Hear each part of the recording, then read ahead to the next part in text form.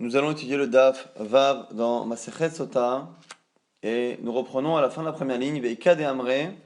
Il y a une troisième version de la discussion entre Rav Yosef et Abaye au sujet de l'apprentissage que l'on a de la halakha, que de la même manière qu'une femme est interdite à son mari lorsque on a un doute sur son comportement, mais si le mari meurt avant que l'on sache ce qui s'est passé, eh bien, s'il n'y avait pas d'enfant, le beau-frère n'a pas la misa de Yiboum, il fera Khalitsa, il sera obligé de se séparer de cette femme, il ne peut pas faire la misa de Yiboum, puisqu'elle était aussi interdite au mari. Vekad et Amré, donc il y en a qui disent que la discussion était ainsi.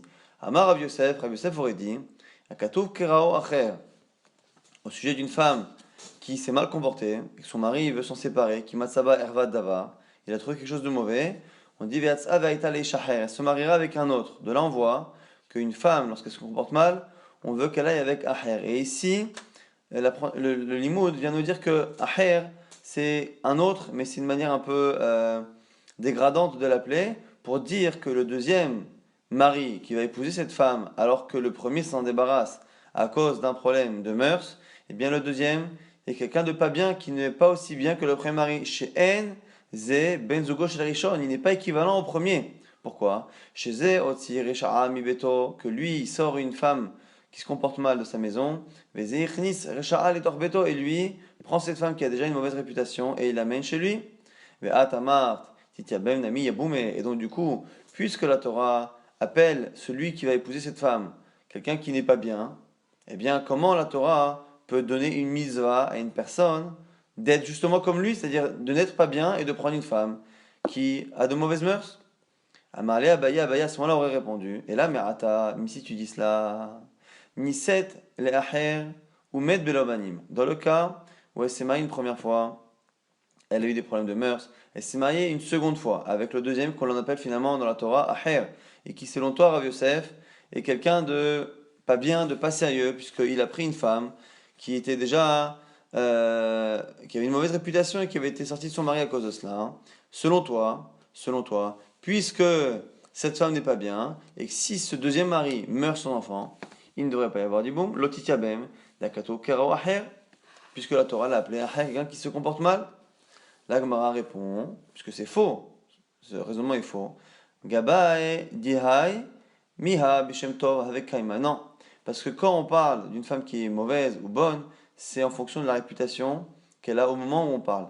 Lorsqu'elle a été sortie du premier mari, elle avait une mauvaise réputation. Donc effectivement, celui qui la réépouse après n'est pas quelqu'un de bien, puisque finalement il prend un risque. Par contre, si avec le second mari, il n'y a pas eu justement de rumeurs et de soupçons, eh bien elle a perdu son statut de mauvaise femme, et donc à ce moment-là, il peut y avoir la mise à des bouts parce que ici on n'a plus cette appellation de la Torah qui dit que celui qui viendrait se marier ou faire la mise avec elle, eh bien on l'appellerait Aher, quelqu'un de pas bien, puisque avec le second mari, il ne s'est rien passé. Donc du coup, c'est la troisième version que l'on a de la discussion entre Rav Yosef et Abaye.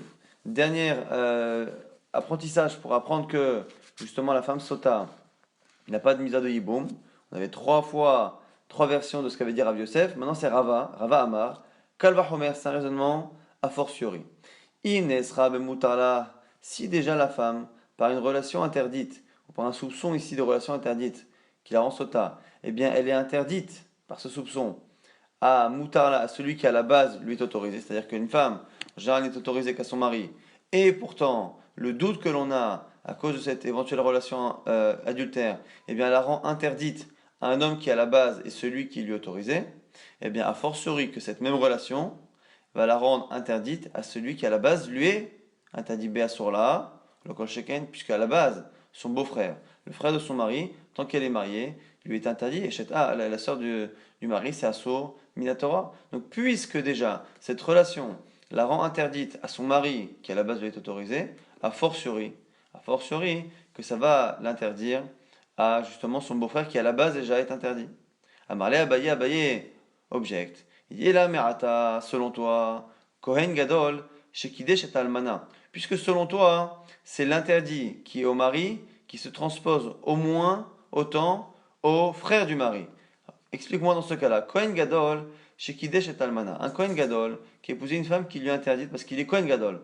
Almana, donc il a épousé une femme qui est veuve. techniquement, un Kohen peut épouser une veuve, mais un Kohen Gadol ne peut pas épouser une veuve. Oumet.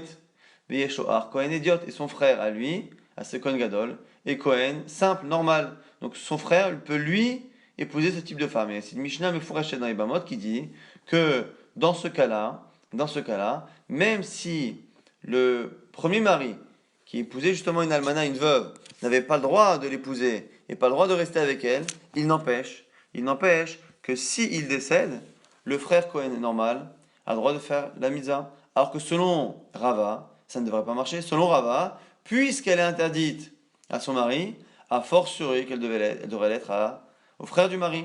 Donc selon toi, l'otitia ben, imnesra bemutarla, parce que si elle est interdite à son mari qui normalement devrait être autorisé, beasurla, celui qui est interdit à la base, son beau-frère, quand sheken selon toi. Or, on sait que c'est faux.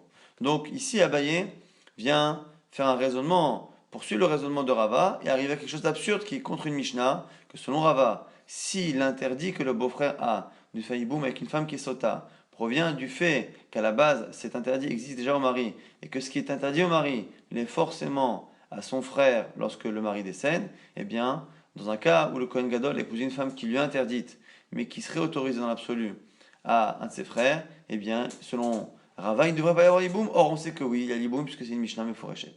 La Gemara, Rava répond Nesra à Asira Bekaima. Il dit mais je ne comprends pas, comment peux-tu appliquer mon raisonnement ici? Quel est le raisonnement que j'ai fait moi, Rava? J'ai dit si une relation interdite de Sota rend la femme interdite, donc ça rend interdit, à quelqu'un qui à la base lui est autorisé. Donc ça rend interdit, donc une femme normale qui est mariée avec un mari qui lui est autorisé, qui a une relation adultère ou que l'on soupçonne d'avoir une relation adultère, et qui du coup devient interdite à quelqu'un qui 5 minutes avant était autorisé. Or toi l'exemple que tu me donnes, c'est un Kohen Gadol qui a épousé une femme almana, et donc qui dès le départ n'a pas le droit de se marier avec elle. Donc ici, c'est pas qu'elle a été autorisée et qu'à un moment donné, elle lui a été interdite à cause d'une relation. C'est que dès le départ, elle est interdite. Donc comment peux-tu appliquer mon raisonnement? Nesra, comment tu peux dire elle a été interdite, cette femme, au Kohen Gadol? Ah, c'est avec Alma, mais elle a toujours été interdite. Et comment tu peux dire qu'elle a été interdite à quelqu'un qui à la base, Moutala, lui a autorisé? Puisque ici, même si c'est son mari, à son lahou, il est depuis le départ, il est interdit à elle. Et donc du coup, Rava a repoussé l'objection d'Abaye, puisque finalement il n'y a aucun rapport entre le raisonnement d'Abaye et le cas cité, de Rava et le cas cité par Abaye. Et là, Eshet Kohen Shenensa. Maintenant, autre objection de Abaye. Le cas d'une femme d'un Kohen, Shenensa, qui a subi une relation par un autre homme, mais qu'elle ne voulait pas. Et bien que pour un Israël normal, eh bien une femme qui a subi une relation reste autorisée à son mari, dans le cas d'un Kohen, même si la femme n'est pas fautive, le simple fait que cette femme ait subi une relation avec un autre homme la rend interdite au Kohen. Donc Eshet Kohen, Shenensa, une femme d'un Kohen, Shenensa, qui a subi une relation et qui est interdite à lui. Oumet, et du coup le mari meurt, son enfant.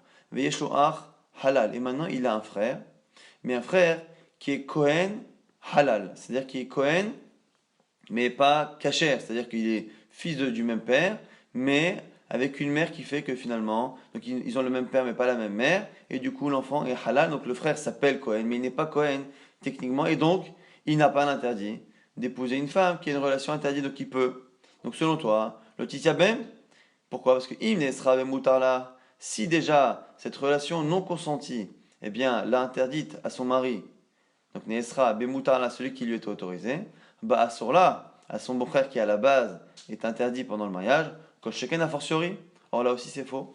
Donc du coup le raisonnement de Rava nous amène ici à quelque chose de faux.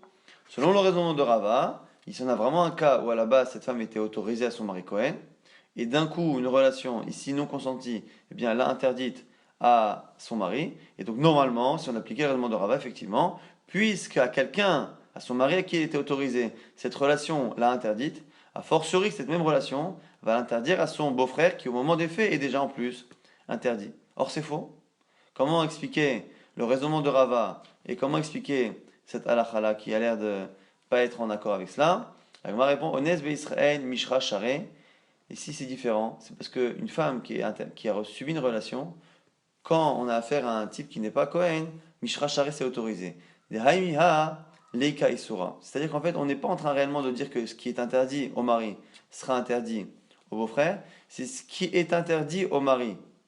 Si c'était arrivé au beau-frère et que c'était interdit, il aurait transposé. Ce qui veut dire qu'au moment où ce Cohen-là a eu sa femme qui a subi une relation, eh bien, cette relation-là, même si elle a interdit le mari Cohen à sa femme, on se met à la place du beau-frère. Est-ce que le beau-frère, dans ce cas-là, s'il avait été lui-même le mari, il aurait été interdit à sa femme? Or non, puisque le frère est halal, n'est pas Cohen, le frère n'est pas Cohen réellement. Donc si lui-même avait été à ce moment-là à la place du mari, il n'aurait pas été interdit à sa femme. Et donc du coup, on peut très bien dire qu'il n'est pas interdit parce que si lui-même il avait été à sa place, il n'y aurait pas eu d'interdit. Donc le kol sheken, le raisonnement a fortiori ne fonctionne pas. Nouvelle Mishnah, on nous cite les femmes qui n'ont pas le droit de manger de la trouma, c'est leur mari, et Kohen, lorsque l'on a justement des problèmes. Velo asorot minechol bitrouma, voici celles qui n'ont pas le droit de manger de la trouma. On mérite tme anilecha, c'est qu'il y a son mari, j'ai eu une relation interdite. Alors comme c'est le cas d'un Kohen, même si elle n'a pas été consentie cette relation, eh bien, tme anilecha, elle ne peut plus manger de trouma, si elle avoue. Chez Bawadim, chez Itmea, dans le cas où il y a des témoins qu'elle a subi une relation, qu'elle a eu une relation, Omeret Einishota, ou une femme qui refuse de boire, une femme que l'on soupçonne d'être adultère et qui refuse de boire, on ne peut pas la forcer à boire, puisque ici le fait de boire est quelque chose qui permet à la femme elle-même de prouver son innocence, mais on ne la force pas. Mais chez Bala Ashkota, dans le cas où le mari ne veut pas la faire boire, donc si le mari ne veut pas ou si la femme ne veut pas, eh bien on ne la fait pas boire et on reste dans une situation de doute et donc elle ne consomme pas de trauma. Mais chez Bala Baderer, et un autre cas, c'est lorsque le mari, entre le moment où il a fini de la soupçonner, qu'elle s'est isolée, et le moment où ils arrivent à Yerushalayim pour justement commencer le processus de Sota, eh bien si entre-temps le mari et la femme ont eu une relation, eh bien c'est fini, on ne peut plus non plus les faire boire l'eau, et donc on ne peut pas savoir réellement si elle a fauté ou pas, et donc on ne peut pas lui laisser manger de la trouma. Par rapport à cette Mishnah, la Gemara va rapporter une discussion qui va être liée justement à notre Mishnah. Amar Avram nous dit Hay Mikta Amarlan Rav Sheshet, il y a une halakha qui nous a dit Rav Sheshet. Van Harla Ainin Mimatnitin. Et il nous a illuminé, ouvert les yeux grâce à notre Mishnah, c'est-à-dire qu'en fait c'est une halakha qu'a cité Rav Sheshet et dont il a apporté une preuve de cette Mishnah que l'on vient de citer. Quelle est la halakha de Rav Sheshet, qui sera finalement le sujet quasiment de tout le daf? Sota, chez Shla Edim Mimdinatayam, une sota, une femme que l'on soupçonne d'avoir fauté, donc le mari l'a prévenu, elle s'est isolée. Ve'edim Mimdinatayam, et il y a des témoins sur ce qui s'est passé, qui sont même à l'autre bout du monde. En Hammaim Botkimota, l'eau de sota ne fonctionne pas. Les eaux qui sont censées vérifier si la femme a fauté ne fonctionnent pas s'il y a eu des témoins. Donc ici, on est dans un cas où le mari l'a prévenu et devant deux témoins, la femme s'est isolée devant deux témoins. Simplement, même si nous on ne le sait pas pour l'instant, il y a eu des témoins qui ont non seulement vu ça, mais qui ont vu aussi qu'il y a eu une action, qu'il y a eu faute. Ces témoins-là, on ne sait pas qu'ils existent. Ils sont à l'autre bout du monde.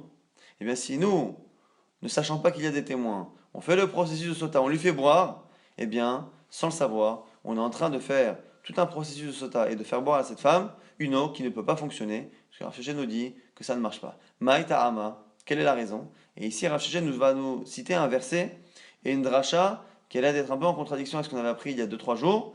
De Amarcha, c'est un verset qui dit Venistera, Vehinitma'a, Ve'aidenba. Lorsqu'on parle là-bas d'une femme qui a fauté, toujours dans la paracha de Sota, Venistera s'est isolée, Vehinitma'a, et elle a fauté, Ve'aidenba, et il n'y a pas de témoin. Nous on avait appris au passage que Ve'aidenba c'est pour dire que si par contre il y a un seul témoin sur l'action, eh bien elle est interdite. Mais en tout cas ici il apprend autre chose. En disant que quand est-ce qu'on a tout cela? C'est lorsqu'elle s'est isolée, qu'elle a fauté et qu'il n'y a pas de témoin. C'est pour dire que quand est-ce que les eaux de Sota fonctionnent? C'est lorsqu'il n'y a pas de témoin. Les Kadé Adaba, les Apouké, Haïdé Kadé Adaba. Ici ce pasouk, cette fin de verset qui dit qu'il n'y a pas de témoin, ne viendrait pas nous parler d'un seul témoin qui fonctionnerait, viendrait nous dire, ici, c'est ça la halakha de Rav Sheshet, que pour que les eaux de Sota fonctionnent, il faut qu'il n'y ait pas de témoins. Dès qu'il y a des témoins à l'autre bout du monde, eh bien, ça marcherait. Ici, on a une marloquette, en tout cas, dans les Rishonim, est-ce qu'un seul témoin ou deux témoins, mais en tout cas, selon tout le monde, et selon Rav Sheshet, s'il y a deux témoins qui existent à n'importe quel endroit du monde, qu'on soit au courant ou pas, eh bien les eaux de sota ne fonctionnent pas. Donc ici Rav Sheshet a donné sa preuve du verset, et pour montrer que c'est ça le sens du verset, eh bien il va rapporter une preuve de la Mishnah. Et c'est ce qu'on dit justement, c'est-à-dire Avamram, Ve'anharlan ainin mimatnitin, et il nous a ouvert les yeux sur la Mishnah, grâce à la Mishnah, des katané, car c'est marqué dans la Mishnah, finalement, parmi les cas où la femme ne peut plus consommer de la trouma si son mari est Kohen, on a dit le cas où les témoins sont venus, où des témoins sont venus. Et en fait, ici, la Gemara va essayer de comprendre de quel cas parle-t-on, et au final, en essayant d'éliminer les cas, il sortira que la seule manière de comprendre la Mishnah, ce serait de dire, comme Rav Sheshet, qu'effectivement, lorsqu'il y a des témoins qui viennent même après coup, eh bien, ça nous apprend a posteriori que les eaux de Mechatat n'ont pas pu marcher. Pourquoi? Parce que c'est marqué dans la Mishnah que chez Baola Aidim, chez Itmea, des témoins qui viennent et qui disent qu'elle est impure, eh bien, elle ne consomme pas de Trouma. Alors, Gemara dit quand? Datu Aidim Emat. Quand est-ce que viennent ces témoins de la Mishnah pour justement que l'on puisse comprendre le cas de la Mishnah? Inima Mekame Detishte, si tu me dis que c'est avant qu'elle ait bu. Donc, c'est une femme que l'on soupçonne, elle s'est isolée, ainsi de suite, et viennent deux témoins. Ici, la Gemara dit quoi? Zonahi, c'est évident. Une femme que l'on soupçonne d'avoir fauté. Et qui, avant même que l'on commence à lui faire boire les eaux de sota, eh bien, deux témoins viennent dire qu'elle a fauté. Et on est exactement dans un cas classique de femme adultère. Et à ce moment-là, il est évident qu'elle est non seulement interdite à son mari, mais qu'elle ne peut pas consommer la trouma. La Mishnah ne viendrait pas nous apprendre quelque chose d'aussi évident. Et là, donc par déduction, par élimination, les vatardes shatai, c'est après qu'elle ait bu. Donc c'est une femme qui aurait bu, elle aurait bu les eaux de sota, elle serait encore vivante. Donc si elle a bu et qu'elle est vivante, c'est qu'a priori, eh bien, elle est innocente. Alors, Iyamar Bishlama, Enamaim Botkimota, Shapir. Si tu me dis que les eaux ne fonctionnent pas, ça va, on verra pourquoi. Et là, Iyamart, Maim Botkimota. Si tu me dis que les eaux fonctionnent, malgré l'existence quelque part dans le monde de deux témoins. Tigale Milta le Mafria, Dessa, des Chakreninhu.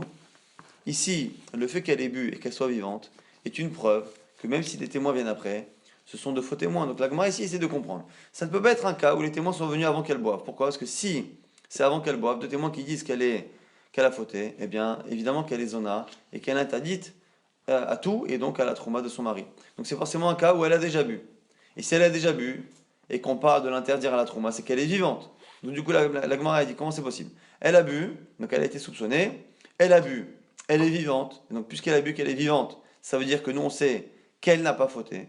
Et comment imaginer que si deux témoins viennent après dire qu'elle a fauté, elle ne mangerait pas de trouma? Comment on peut croire ces deux témoins que la Torah a dit qu'une femme qui faute, eh bien elle mourra instantanément. Si elle n'est pas morte, c'est qu'elle est innocente. Si elle est innocente, en quoi les deux témoins peuvent venir après et nous dire que elle a fauté et donc l'interdire à la trouma? C'est au contraire, c'est ces deux témoins que l'on sait être des témoins mensongers.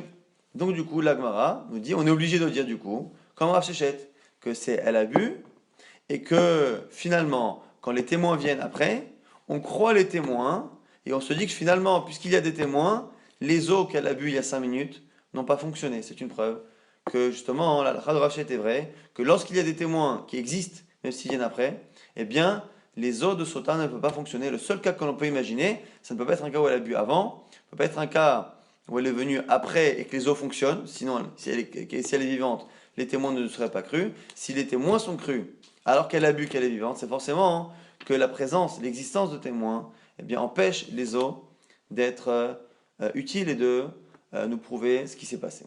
Ça, c'est la preuve de Rav Sheshet Asalacha, la preuve de la Mishnah. Amalé Rav Yosef répond, il dit leur lame et malach, maïmbot kimota. Mais non, tu n'es pas obligé de dire ça. Tu peux très bien dire que les eaux fonctionnent même avec la présence de témoins. Veha imur srut tolaba. Tu as qu'à dire ici que c'est un cas où le srut, le mérite, il est tolaba. Ici, ça nous rapporte des mishnayot qui sont marqués d'Af Kaf et d'Af Kaf Bet, qu'on étudiera dans quelques jours si Dieu veut, au sujet justement de la femme qui a un mérite. Dans la Torah, c'est marqué qu'une femme qui a fauté, eh bien, elle aura son ventre qui va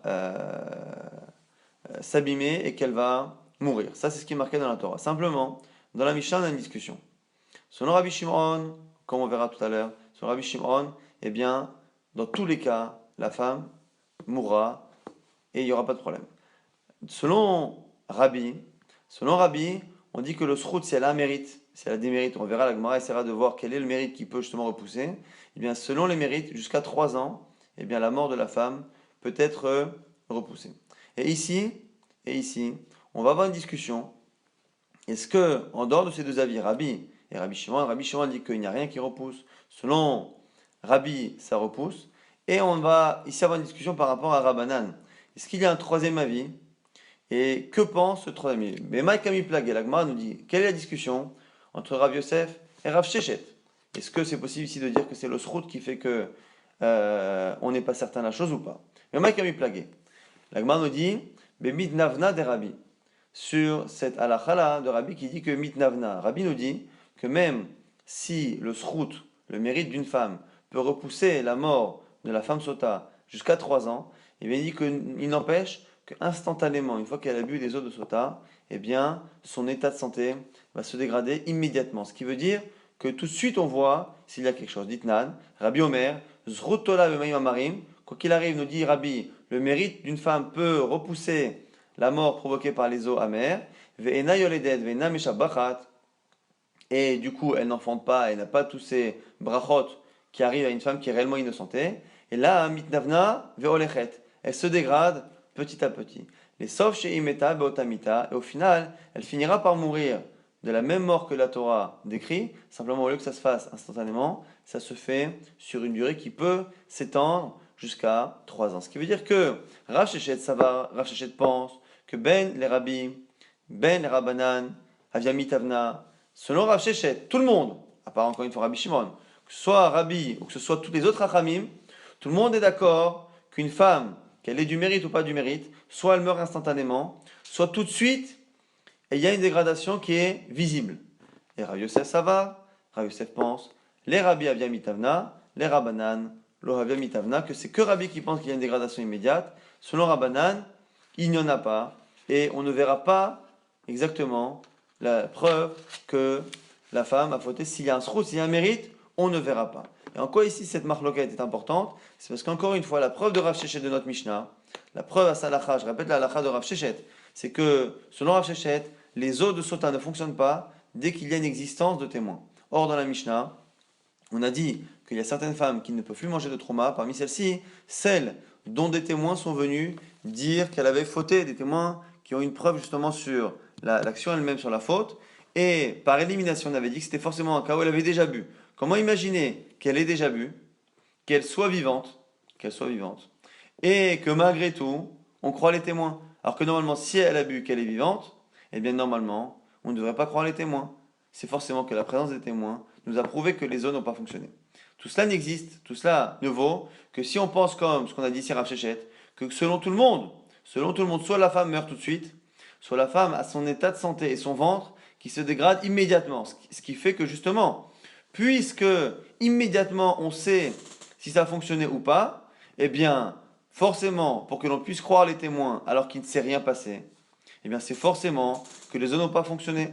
Alors, selon Rav Yosef, puisqu'il y a encore une troisième possibilité, si la Mishnah est comme Rabbanan, comme Chachamim, qui eux pensent que lorsqu'il y a un mérite, eh bien, on ne peut rien voir, eh bien, du coup, il est tout à fait possible que ces eaux, finalement, aient fonctionné techniquement, mais que ce n'est pas les témoins qui l'ont empêché de fonctionner, c'est le mérite de la femme. Donc, le fait que la Mishnah nous aurait dit qu'une fois qu'elle a bu, eh bien, des témoins viennent et que les témoins sont crus, eh bien, les témoins sont crus non pas pour prouver finalement que les eaux n'ont pas fonctionné, mais les eaux n'ont pas fonctionné à cause des témoins, mais à cause d'un mérite. Et donc, du coup, selon Rabbanan, on n'aurait pas de preuve à la halakha qu'a dit Rav Shechet.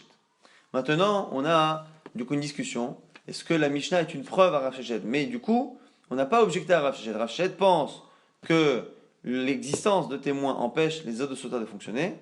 Rav Yosef nous dit que la preuve qu'il a rapportée n'en est pas une, mais ce qui ne veut pas dire que c'est faux.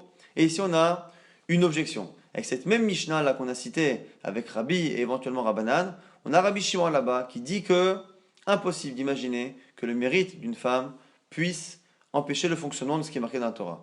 Mais Tiv Rav Shimi bar Ashi, Rabbi Shimon Omer là-bas dans la Mishnah, En Srut Tola B'Mayim Amarim. Là-bas il dit Rabbi Shimon, le mérite, quel que soit le mérite, ne peut pas repousser le processus de sota et la mort de la femme. Pourquoi? Car si tu dis que les os peuvent être repoussés, le temps, en tout cas l'application de la sanction, peut être repoussée à cause d'un mérite. Finalement, déjà, tu vas empêcher toutes les femmes de craindre ces eaux de sota, puisqu'elle chacune se dira qu'elle a peut-être le mérite qui pourra lui faire repousser la chose. Et en plus de cela, tu risques de donner une mauvaise réputation aux femmes qui ont bu et qui ont été justement innocentées par les eaux de sota, celles qui ont été innocentées. Tu diras toujours après, dans quelques années, tu diras, mais attends, mais ça se trouve, elle n'est pas pure, elle a fauté. Simplement, elle a eu un mérite à un moment donné qui a fait que. Et les gens diront, elles ont fauté, mais simplement elles ont un mérite qui fait que la sanction ne s'est pas appliquée minashamayim. Et du coup, ça c'est le raisonnement de Rabbi Shimon.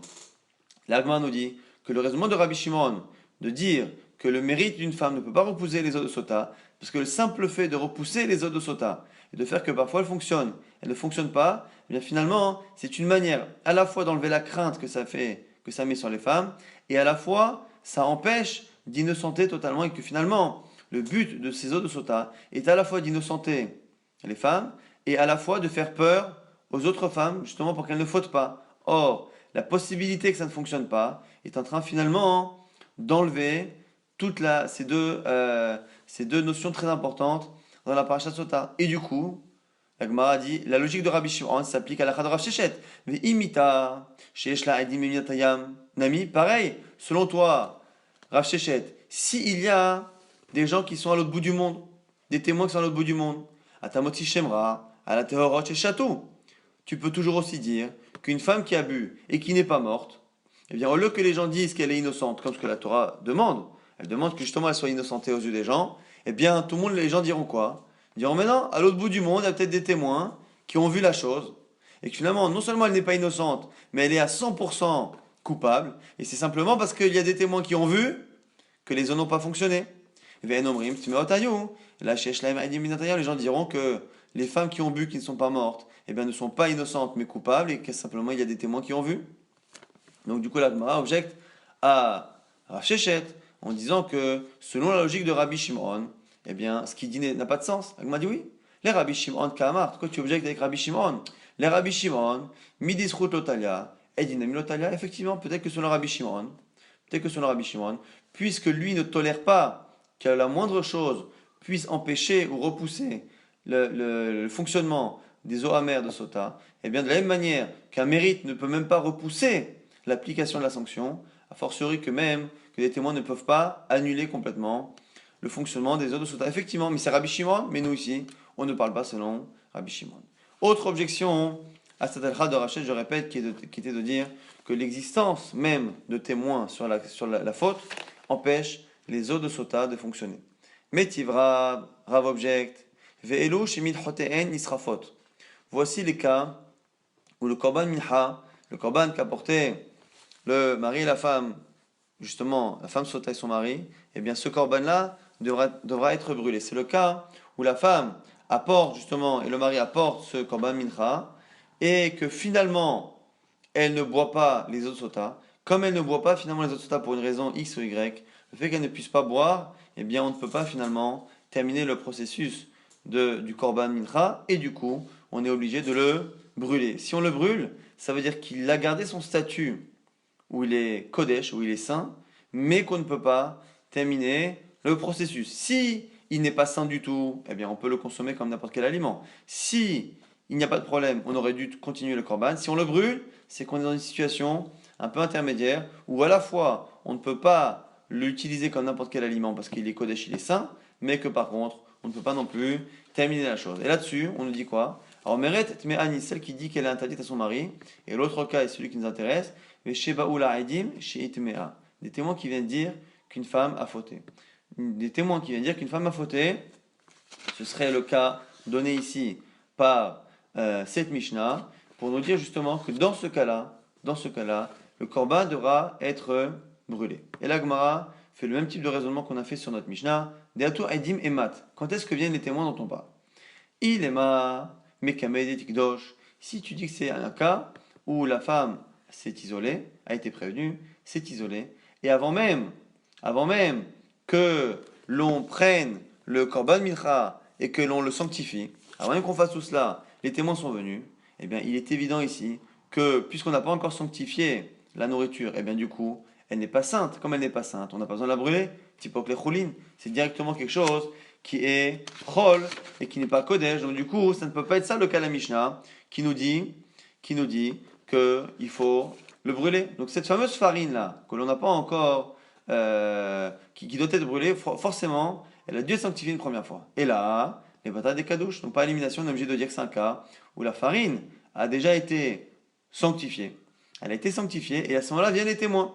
Alors, Iyamar Bishlama, Meibot Kimota, Alma Bat Migdash, ou Mikravi.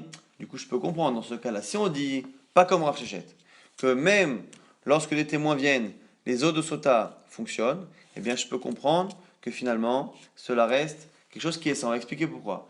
Kadosh Mekara, Shapir Kadosh, car la sanctification a fonctionné. Mais par contre, ou Mishumachi, Minchatan Isrefet, c'est pour ça que l'on doit brûler la farine du Korban Mincha. Et la I Amart, mais si tu dis, En Amaim Bodki Mota, si tu dis que l'existence même de témoins, même s'ils viennent après, mais leur existence au moment des faits, eh bien, empêche les eaux de fonctionner, eh bien, Tigale Mitale Mafrea, Dechi Kadosh Mekara, Betaot Kadosh. On va savoir après coup, lorsque les témoins viendront, que dès le départ, tout le processus de Sota n'aurait pas dû commencer, et donc, la sanctification que l'on a fait du Korban, de cette farine-là, qu'on devait apporter en Korban, est une sanctification qui a été faite par erreur, et une sanctification qui a été faite par erreur, eh bien, ne vaut rien, Vetipok les cholines. Donc si, ici, on applique la halakha de Rav Shechet, eh bien on ne comprend pas cette Mishnah. Puisque, par élimination, on ne peut pas parler d'un cas où les témoins sont venus avant que l'on sanctifie la farine, car si c'est cela, il est évident que la farine n'est pas sainte et qu'il n'y a pas besoin de la brûler. Forcément, c'est un cas où le korban, la farine, a déjà été sanctifiée. Si elle a été sanctifiée et que les témoins sont venus, et qu'on applique le raisonnement de Rav Shechet, la venue des témoins nous prouverait que depuis le départ, il y avait des témoins. Et si depuis le départ, il y avait des témoins, eh bien, depuis le départ, en fait, on ne le savait pas, mais les eaux de sota ne peuvent pas fonctionner. Si les eaux de sota ne peuvent pas fonctionner, ça veut dire que le fait qu'on ait sanctifié cette farine était une sanctification par erreur. Et si on l'a fait par erreur, eh bien, normalement, même si maintenant on se rend compte qu'on s'est trompé, tout devrait être annulé. Et donc, du coup, cette farine devrait ne pas être sainte. Et donc, du coup, il n'y a pas besoin de la brûler. Donc, comment expliquer que cette Mishnah n'est pas l'air d'aller comme Rav Shechet? La Gemara répond Amaragda Midiskara, Miskarta, Kegon Shezinta Ba'azara, Dichi Kadosh Meikara Shapir Kadosh. Il faudrait dire que c'est un cas où, lorsqu'on a dit dans la Mishnah que des témoins sont venus témoigner sur le fait qu'elle est fautée, ils ne viennent pas témoigner sur l'isolement dont on parle depuis le départ. C'est-à-dire que l'on parlait d'une femme qu'on a prévenue, qui s'est isolée, et sur cette prévention, et sur cet isolement même, eh bien, on a commencé à sanctifier de la farine pour commencer le processus de sota. Là-dessus, il n'y a pas de témoin. Parce que s'il y a des témoins, Rachel dirait que, en fait, les eaux ne pouvaient pas fonctionner, et donc la sanctification a été faite par erreur. On parle d'un cas, là où on dit dans la Mishnah qu'on va brûler le Korban Mincha, c'est dans le cas où des témoins viennent dire qu'elle a fauté en allant au Beth Amikdash, c'est-à-dire après, et pas du tout, ou même au Beth Amikdash même, et pas du tout sur le premier cas. Ce qui veut dire qu'au départ, lorsqu'on a sanctifié la farine, comme on l'a sanctifié par rapport à un isolement qui n'a pas été vu par des témoins, c'est-à-dire qu'on n'a pas vu une action qui s'est passée, eh bien cette sanctification est bonne, simplement cette femme-là a fauté après, et la faute qu'elle a fait après, vue par des témoins, fait qu'elle ne peut plus boire les œufs de sota, et donc du coup elle est interdite à la trouma. La Gemara nous dit quoi? Donc du coup c'est pour cela. Bat kifla, ram Shia. La Gemara dit mais comment c'est possible qu'elle faute au Beth Amikdash? La lopiche kehuna, mais la vimota. Mais pourtant il y a les jeunes Kohanim qui l'accompagnent au Beth Amikdash. Elle n'est pas seule. La Gemara répond chez Zintami piche kehuna atzman. Elle a fauté avec un des jeunes Kohanim du Beth Amikdash. Ravashi propose. Ou sinon autre chose, elle est partie s'isoler pour aller faire ses besoins. Est-ce que les jeunes qui l'accompagnent sont attachés à elle au point qu'ils savent exactement ce qu'elle fait si elle rentre dans une pièce pour faire ses besoins? Et donc du coup, on a deux possibilités d'imaginer que cette femme ait pu fauter non pas au moment où elle s'est isolée, mais que les témoins viennent prouver qu'elle a fauté après, ce qui empêche finalement les eaux de sota de fonctionner, mais ce qui empêche les eaux de fonctionner après, après la sanctification. Et non pas comme si les témoins avaient témoigné sur le départ, qui aurait prouvé que les eaux depuis le départ ne fonctionnent pas selon Rav Shechet, et qu'effectivement à ce moment-là, le Korban Mincha n'aurait même pas été sanctifié, puisque a posteriori on aurait appris que la sanctification avait été faite par erreur. Rav Papa nous dit, autre réponse, alors l'un qui Amrinan Baikara. Non, on donne la même réponse qu'au départ. Et quoi?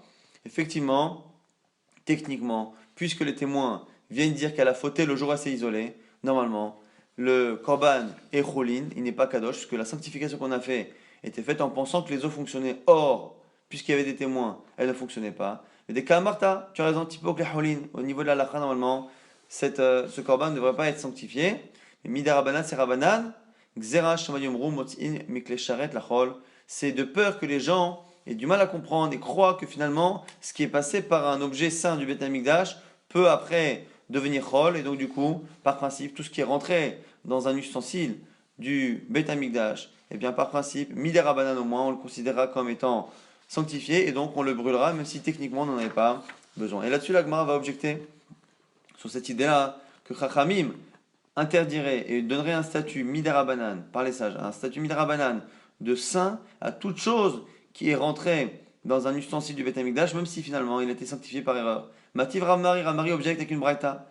Nitmet minchata ad shelokacha bechli. Dans un cas où le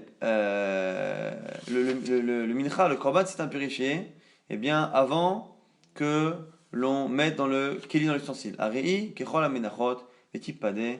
Et à ce moment-là, eh bien ce qu'il y a dans le korban, ce qu'il y a dans la farine qu'il y a dans l'ustensile sera chol, ne sera pas kodesh.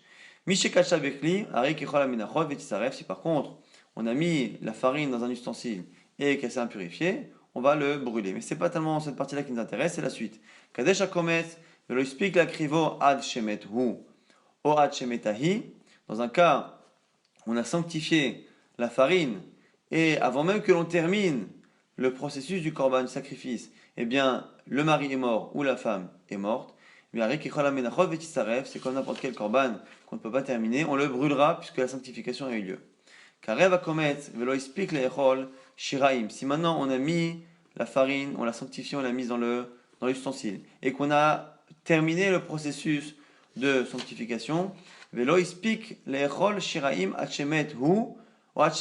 Kohen n'a pas eu le temps de consommer une partie de ce korban-là avant que le mari ou la femme ne meure, dans ces cas-là, eh bien, il pourra le consommer la suite, puisque finalement, le korban a été terminé. She'ala safek bat mitechila, qui pras feka al chala, puisqu'à la base, ce korban vient justement expier la faute qu'il y a à cause du doute que l'on a sur elle. Elle a fait sa faute et après, elle est morte ou il est mort, donc du coup, il n'y a pas de problème. Ba'ula edim she'itmea min chatas nisrefet. Et c'est là la partie qui nous intéresse de la Braïta, c'est lorsqu'il y a des témoins qui viennent et qui disent que elle a fauté, eh bien, minhata nisrefet, le korban mincha, justement, eh bien, est brûlé. Alors, la Gemara nous dit quoi? Nim tseu aidea zomemin. Si par contre, ces témoins qui ont dit qu'elle avait fauté, ils sont zomemin, ce sont des faux témoins. On apprend après que ces témoins étaient ailleurs le jour où ils étaient censés avoir vu cela. Et bien, minhata choulin, le korban redevient choulin. Donc on voit ici, et c'est la dernière halakha qui est intéressante, c'est lorsque l'on a finalement des témoins qui ont témoigné sur l'isolement et qui, une fois qu'on a commencé le processus, on se rend compte finalement que c'était des faux témoins. Donc on a commencé un processus de sota parce que la femme s'est isolée devant deux témoins. On commence, on sanctifie, et après on se rend compte finalement que les témoins qui ont dit qu'elle s'est isolée étaient des faux témoins. Donc normalement, on devrait se rendre compte que même ce que l'on a sanctifié est une sanctification qui est fausse, par erreur. Et donc du coup, selon la dernière réponse qu'on a donnée de Rav Papa, même si c'est une erreur et qu'au niveau de la halakha, eh bien, il n'y a pas de sanctification, parce que la sanctification a été faite par erreur en pensant qu'elle s'était isolée, eh bien on a dit que midera banan, on devrait se comporter avec ce korban comme s'il était réellement sanctifié, et donc du coup on devrait tout de même le brûler. Or on voit, minhata cholin, on voit qu'on peut utiliser la farine pour autre chose, et on voit du coup que ce qu'a dit Rav Papa ne s'applique pas ici. On a un autre cas où on a une sanctification par erreur. Tout à l'heure, la sanctification par erreur, c'est parce qu'on pensait que les eaux fonctionnaient, alors que finalement les eaux ne fonctionnaient pas parce qu'il y avait des témoins. Et là, c'est l'inverse. On pensait qu'il y avait des témoins sur l'isolement, finalement qu'il n'en était pas. Et du coup, on voit qu'on n'applique pas cette halakha de Rav Papa et qu'on laisse le korban complètement chol. La Gemara répond et dit pourquoi on a dit tout à l'heure que les rabbanan laissent la chose sainte aux yeux des gens. C'est parce qu'on a peur que les gens pensent que quelque chose qui est saint peut être désacralisé. L'Agma répond que ici c'est différent. Aidim zomemim ka'amart. Dans le cas où c'est des témoins qui sont avérés finalement être des faux témoins qui étaient ailleurs le jour où ils étaient censés avoir vu la chose. Aidim zomemim kala'itleu. Il y a un col. Tout le monde est au courant lorsqu'il y a des faux témoins qui témoignent. Eh bien, tout le monde est au courant finalement de la chose. Du coup, on n'a pas de crainte que les gens puissent penser à tort que quelque chose de saint a été désacralisé, puisque finalement, cette histoire a fait le tour de Jérusalem, tout le monde est au courant qu'il y a eu des faux témoins, et donc personne ne s'étonnera que finalement, on laisse cette chose qui est chol. Les Chachamim, selon Rav Papa, n'auraient rendu la chose interdite midarabanan que lorsque la chose n'est pas assez connue et que justement ça puisse amener à certaines erreurs. Maintenant, après avoir tenté d'objecter à Rav Sheshet sur cette halakha très importante qui dit que lorsque les témoins, il y a des témoins sur la faute elle-même, eh bien tout le processus de sota et toutes les autres sotas ne fonctionnent pas. Même si on se rend compte après qu'il y a des témoins, eh bien ça nous apprendra que les autres n'ont pas fonctionné. Et ici, après avoir cherché des objections, on va rapporter une braïta qui va comme Rav Sheshet, Tanya qui va de Rav Sheshet. Mais là, il y a une braïta qui dit comme lui, mais pas du même verset. On a dit que le verset est de Ve'ainenba. Nous, on l'avait utilisé il y a 2-3 jours pour apprendre qu'un seul témoin sur la relation peut être cru. Donc du coup, ici, la braïta va déduire la même halakha de Rav Sheshet, mais d'un autre pasouk. C'est marqué dans la Torah, au sujet de la femme justement qui n'a pas fauté, c'est marqué ou tehora hi. Elle n'a pas fauté, ou tehora hi. Et elle est en plus pure. Alors tout ça est en trop. Le vav est en trop, le mot tehora pur est en trop, et hi, elle est en trop. Alors du coup, l'agma nous dit quoi? On apprend en trois halachot. Tehora, le mot pur lui-même. Velo she'eshla aidim minariam, c'est venu exclure le cas où elle a des témoins à l'autre bout du monde pour nous dire que finalement, les eaux de sota ne fonctionnent pas.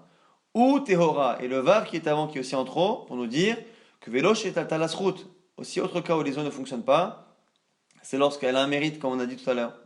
Et en plus, on a dit hi, dans le cas où on dit hel aussi. Pourquoi hi?